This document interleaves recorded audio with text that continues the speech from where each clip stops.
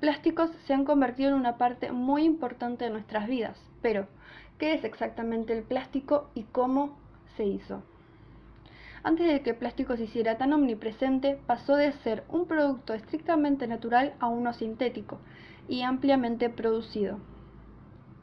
Algunos de los primeros usos del plástico datan de hace 3500 años, cuando los olmecas en México usaban plásticos naturales provenientes de la savia de árboles de hulo o caucho.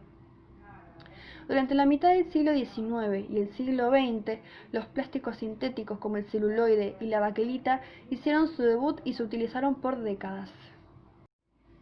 A nivel molecular, los plásticos están hechos de polímeros, que son largas cadenas flexibles de compuestos químicos. Esta estructura permite que los plásticos se moldeen fácilmente, especialmente bajo calor y presión. A diferencia del caucho usado por los olmecas, la mayoría de los plásticos de hoy en día son producidos por el ser humano y derivados de los combustibles fósiles. El petróleo crudo y el gas natural son fuentes primarias, ya que proporcionan una alternativa económica al plástico fabricado a partir de plantas. El primer paso para la fabricación del plástico es la extracción del petróleo crudo y del gas natural del suelo. Desde ahí, los combustibles fósiles se envían a refinerías donde se convierten en varios productos, incluyendo bloques de construcción de plástico, el etanio del petróleo crudo y propano a partir de gas natural. Luego, el etano y el propano se envían a una planta de craqueo para que se fraccionen o rompan en moléculas más pequeñas. El etano produce etileno y el propano se convierte en propileno. A continuación, se mezcla un catalizador que une las moléculas y forma polímeros llamados resinas. Esta estructura permite que los plásticos se moldeen fácilmente, especialmente bajo calor y presión. La polimerización convierte etileno en resina, polietileno y el propileno en polipropileno. Estas resinas se funden, se enfrían y se cortan en granulos de plástico de proporción conocidos como noodles o lágrimas de sirena. Los noodles son luego transportados a fabricantes que usan calor para moldearlo de distintos tipos de productos de plástico. En realidad, muchos de estos productos ofrecen información sobre su proceso de fabricación. A menudo se muestran números, denominados códigos de identificación de resinas, que indican qué sustancias químicas se usaron para fabricar el plástico. ¿Cómo se clasifican los plásticos? Primero tenemos el PET, polietileno tereftalato. El PET se utiliza principalmente en la producción de botellas para bebidas. A través de su reciclado se obtiene principalmente fibras para relleno de bolsas de dormir, alfombras, cuerdas y almohadas. En el 2 tenemos el HDPE o polietileno de alta densidad. El HDPE normalmente se utiliza en envases de leche, detergente, aceites para motor, etc. El HDPE, tras reciclarse, se utiliza para macetas, contenedores de basura y botellas de detergente. El 3 tenemos el PVC, el cloruro de polivinilo. El PVC es utilizado en botellas de shampoo, envases de aceite de cocina, artículos de servicio para casas de comida rápida, etc. El PVC puede ser reciclado como tubos de drenaje e irrigación. En el 4 tenemos el LDPE o polietileno de baja densidad. El LDPE se encuentra en bolsas de supermercado, de pan, plásticos para envolver. El LDPE puede ser reciclado como bolsas de supermercado nuevamente. En el 5 tenemos el PP o polipropileno. El PP se utiliza para la mayoría de recipientes para yogurt, sorbetes, tapas de botella, etc. El PP, tras el reciclado, se utiliza como viguetas de plástico, peldaños para registros de drenaje o cajas de batería para autos. Y en el 6 tenemos el PS, poliestireno. El PS se encuentra en tazas desechables de bebidas calientes y bandejas de carne. El PS puede reciclarse en viguetas de plástico, cajas de cinta para cassette y macetas. Y en el último, que es el 7, se distingue como otros. Generalmente indica que es una mezcla de varios plásticos. Algunos de los productos de este tipo de plásticos son botellas de ketchup para exprimir, platos para hornos de microondas, etc. Estos plásticos no se reciclan porque no se sabe con certeza qué tipo de resinas contienen. Debido a la utilidad de los plásticos, su producción mundial se ha duplicado cada década. La cantidad de plásticos producidos desde 1950 se ha medido en unos 9.2 mil millones de toneladas, el peso de casi 1.600 pirámides de Giza. Mucho de este plástico termina como basura. Los plásticos de un solo uso, como sorbetes, bolsas de supermercado y los productos de embalaje, son en particular perjudiciales. La mayoría no se reciclan y constituyen aproximadamente el 40% de todos los desechos plásticos. Terminan dañando los hábitats naturales, poniendo en peligro la vida silvestre y las comunidades contaminantes de todo el mundo. Una gran manera de contrarrestar esta cantidad de plásticos es reducir la cantidad de plásticos de un solo uso que utilizamos, al optar en cambio por alternativas reutilizables en nuestra vida cotidiana. Cada persona puede tener un gran impacto al ayudar a disminuir los desechos plásticos. Para los plásticos que ya están producidos, se están explorando soluciones. Los científicos han descubierto que algunos organismos son capaces de descomponer el material plástico. Los gusanos de cera y los gusanos de harina, por ejemplo, pueden devorar los plásticos y convertirlos en compost. Otro organismo que consume plástico es un microbio que reduce el tiempo que tarda el plástico en degradarse de cientos de años a solo unos días. También está ocurriendo un cambio en la producción de plásticos y algunos fabricantes regresan a las plantas para obtener ingredientes. Los bioplásticos son materiales duraderos, como los plásticos sintéticos. Provienen de recursos renovables y, por lo tanto, pueden biodegradarse. Incluso el árbol de caucho, la misma planta usada por los olmecas, es, una vez más, fuente de plástico. Hoy en día, el látex del árbol se utiliza para crear una gama de productos, como guantes de caucho de látex natural, neumáticos y colchones. El árbol de caucho en sí es ahora parte de una iniciativa global para el abastecimiento natural y sostenible del plástico. Islas de basura. Se conoce como islas de basura o islas de plástico a algunas zonas del océano cubiertas principalmente de desechos plásticos. Dada la enorme magnitud de contaminación que provocan las islas de basura, amenazan el ecosistema marino.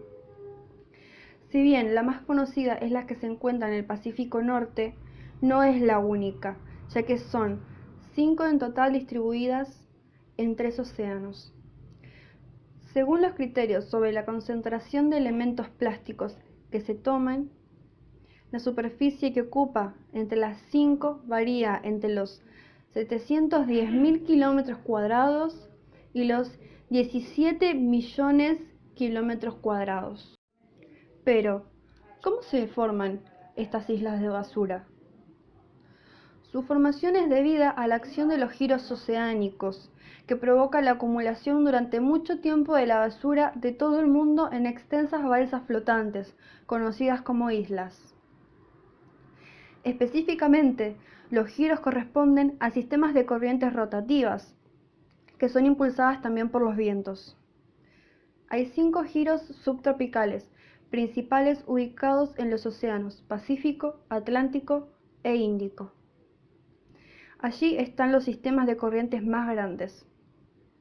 La cantidad de estos giros principales coincide con las 5 islas de basura conocidas hasta el momento. En particular, se encuentran distribuidas de la siguiente manera: 2 en el Pacífico, en el norte y en el sur, 2 en el Atlántico, en el norte y en el sur, y 1 en el Índico.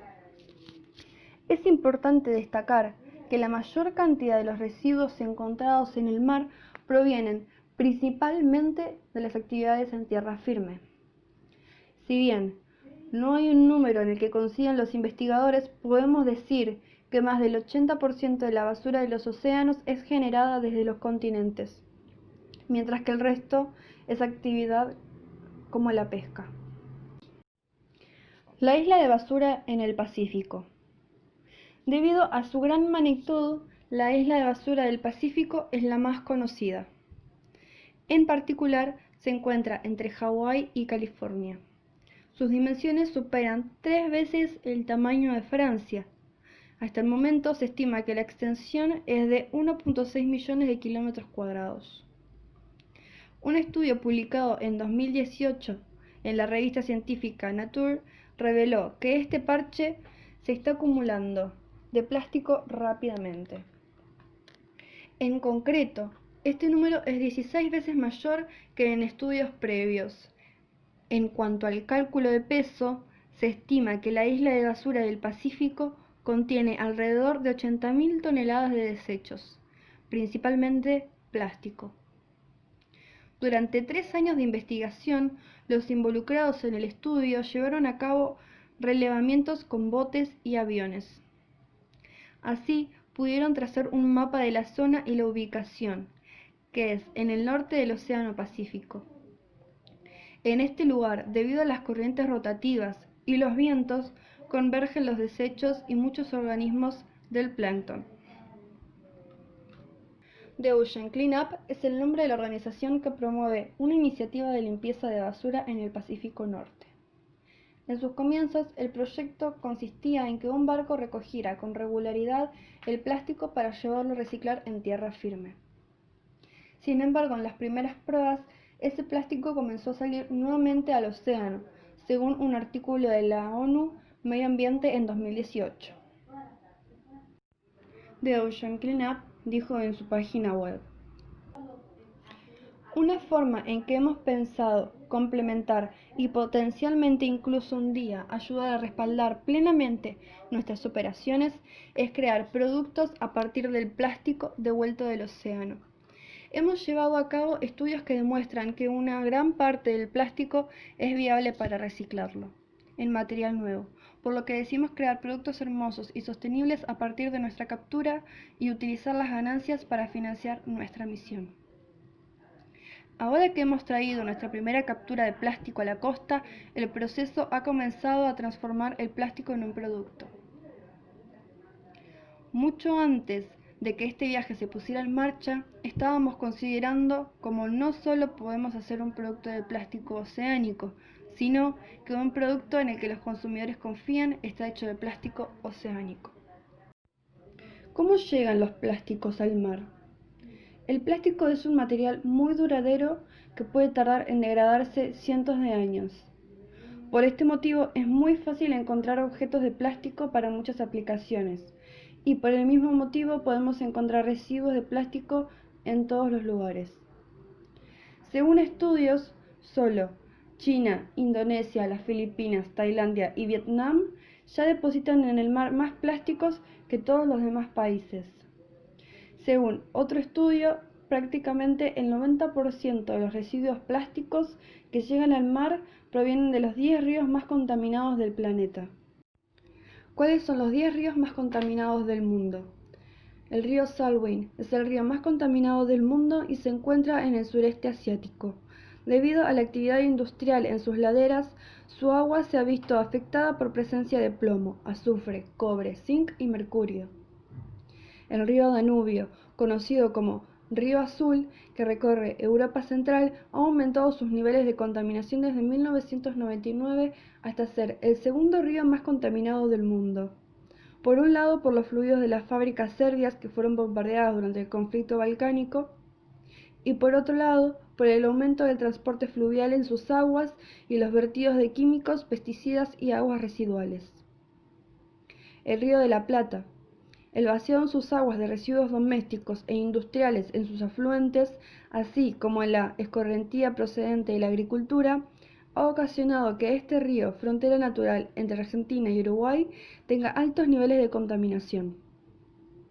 El río Bravo es la segunda cuenca fluvial más grande de Estados Unidos y riega gran parte de las regiones de México, donde se lo conoce como Río Grande. La presencia de más de un centenar de presas y acueductos han mermado su caudal, pero las diversas industrias a lo largo de su cauce han provocado su contaminación. El río Ganges se encuentra al norte de la India y abastece a casi la mitad de la población del país. Es su fuente de agua más importante, lo que hace que su alta contaminación sea un grave peligro en cuestiones de salud. Allí acuden miles y miles de peregrinos a purificar sus pecados, pero también abandonan en sus aguas cadáveres tanto humanos como animales incinerados.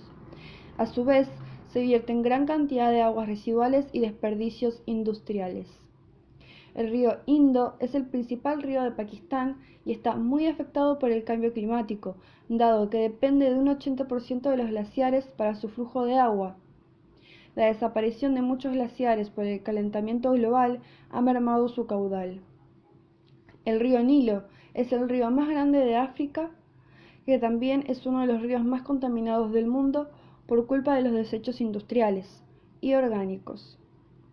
A la acumulación de sedimentos y a la desviación de sus aguas, muchas de sus especies acuáticas han muerto debido a que sus aguas han recibido alrededor de 275 millones de toneladas de residuos. El río Murray-Darling, ubicado en Australia. Las especies autóctonas de este río se han visto reducidas a un 10% por el incremento de especies invasoras, provocando un desequilibrio en su biodiversidad, que ha repercutido en la calidad de sus aguas. El río Mekong se encuentra en el sureste asiático y recorre China, Birmania, Laos, Tailandia, Camboya y Vietnam. Su mayor problema contaminante se encuentra en la presencia de arsénico en sus aguas, que ataca a su ecosistema y pone en peligro la salud de las personas. El río Yangtze, el uso de los fertilizantes, pesticidas y la contaminación naval pone en riesgo la gran biodiversidad de este río, el más largo de Asia. Una vez los objetos o productos plásticos llegan al mar, pueden ser ingeridos por la fauna marina acumulándose en su interior, o bien pueden quedarse en la superficie flotando e incluso hundirse en las profundidades. ¿Qué plásticos son los más problemáticos? Los datos son limitados porque si bien algunos materiales tardan siglos en descomponerse, otros se desintegran rápido, pasando a formar parte de la nebulosa de los microplásticos, que, aunque invisible, representa una real amenaza para la vida, porque se están infiltrando en todos los estratos de la cadena alimenticia. La lista Mejores Alternativas Ahora 2.0, elaborada por 5 organizaciones de protección al medio ambiente, midió fusionando el porcentaje de objetivos de plástico en Estados Unidos. Es quizá una de las listas más exhaustivas porque recopila diversas fuentes. Aunque los resultados son solo en Estados Unidos, son seguramente similares a las economías industrializadas. Así pues, el creciente movimiento Desnuda la fruta, que está haciendo furor en las redes sociales españolas, tiene razón. Los envoltorios y envases de alimentos son la principal fuente de contaminación de plásticos visibles de nuestros mares y océanos, el 18%, seguido de las tapas de botella, 16.7%, las botellas un 12% y las bolsas de plástico. Otro indicio, aunque parcial, de los plásticos que más contaminan son las recogidas de basura en las playas organizadas por organizaciones como Surfrider Foundation o Ocean Conservancy. Las colillas de cigarrillo suelen llevarse la palma cada año, seguidas de las botellas y sus tapones, los envoltorios de comida y las bolsas de plástico.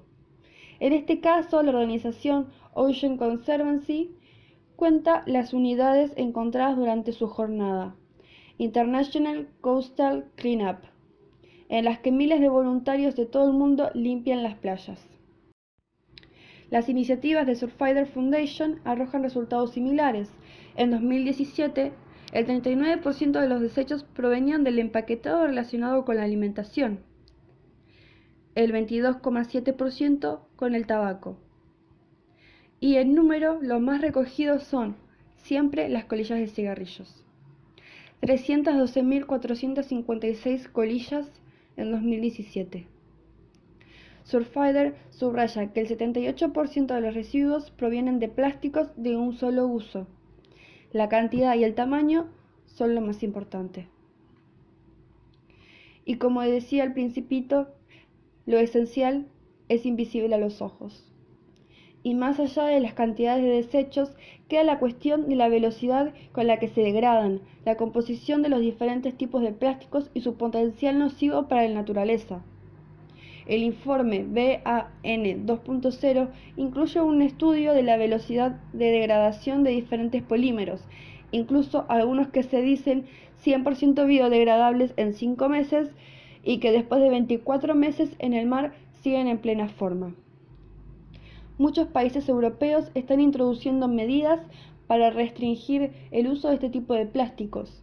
Las fibras de plástico de nuestra ropa también acaban en los desagües cuando pasan por la lavarropa. Una tendencia, una consecuencia. Confeccionar unos jeans requiere de unos 7.500 litros de agua, el equivalente a la cantidad de este líquido vital que bebe una persona promedio en 7 años. Ese es solo uno de los varios hallazgos alarmantes de un estudio ambiental reciente que revela que el costo de estar siempre a la moda es mucho más caro que el precio monetario que pagamos por ello. Cuando pensamos en las industrias que tienen un efecto dañino en el medio ambiente, vienen a nuestra mente la manufacturera, la de energía, la de transporte e incluso la alimentaria. Sin embargo, de acuerdo con la Conferencia de la ONU sobre Comercio y Desarrollo, UNCTAD, la industria de la moda es la segunda más contaminante del mundo. Los datos de la UNCTAD indican que el rubro del vestido utiliza cada año 93.000 millones de metros cúbicos de agua, un volumen suficiente para satisfacer las necesidades de 5 millones de personas, y que también cada año se tiran al mar 500.000 de toneladas de microfibra, lo que equivale a 3 millones de barriles de petróleo. Además, la industria de la moda produce más emisiones de carbono que todos los vuelos y envíos marítimos internacionales juntos, con las consecuencias de que ello tienen el cambio climático y el calentamiento global. El modelo dominante en el sector es la de la moda rápida, que ofrece a los consumidores cambios constantes de colecciones de bajos precios y alienta a comprar y desechar ropa frecuentemente. Como consecuencia, la producción de prendas de vestir se duplicó en el periodo de 2000 a 2014. Muchos expertos, incluidos los especialistas de la ONU, consideran que esta tendencia es responsable de una amplia gama de efectos negativos en el ámbito social, económico y ambiental, y subrayan la importancia de garantizar que la ropa se fabrique de manera más sostenible y ética posible. La producción masiva de estos bienes genera externalidades, es decir, no refleja realmente el costo ambiental de la moda que el planeta tiene que soportar. A nivel mundial, la industria textil es la segunda consumidora de agua, generadora del 20% de las aguas residuales, 10% de las emisiones de gases de efecto invernadero, y se estima que vierte 500.000 de toneladas anuales de microfibra a los océanos. Además, el 87% de las fibras utilizadas para confeccionar ropa se incinera y el 60% de las prendas de vestir poseen un tiempo de vida inferior al año. Las pérdidas económicas para la industria textil representan un valor aproximado de 500.000 millones de dólares, debido a la falta de reducción en el uso de recursos naturales, así como la aplicación de prácticas de reciclaje y por el descarte de prendas que se arrojan a vertederos sin ser vendidas. Menos es más. Independientemente de las medidas tomadas por algunas tiendas minoristas para que la industria dañe menos al medio ambiente, se puede decir que al final de cuentas, la única forma de hacer verdaderamente sostenible a la industria de la moda es acabar con la cultura del desperdicio. Según el informe McKinsey sobre el estado de la moda de 2019, actualmente cada persona compra en promedio 60 centavos de dólar más en ropa que hace 15 años y la desecha en la mitad del tiempo de la que solía hacerlo en ese entonces.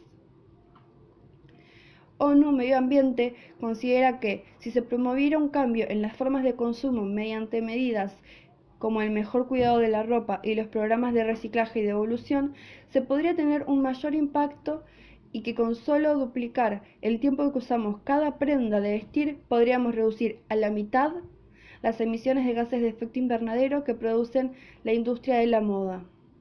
En cualquier caso, para que esto suceda, los vendedores y los consumidores tendrían que renunciar al modelo de comprar, usar y desechar. Y reconocer que, por el bien del planeta, cuando se trate de moda, menos es más. Y la necesidad de reconvertir el modelo hacia una economía circular.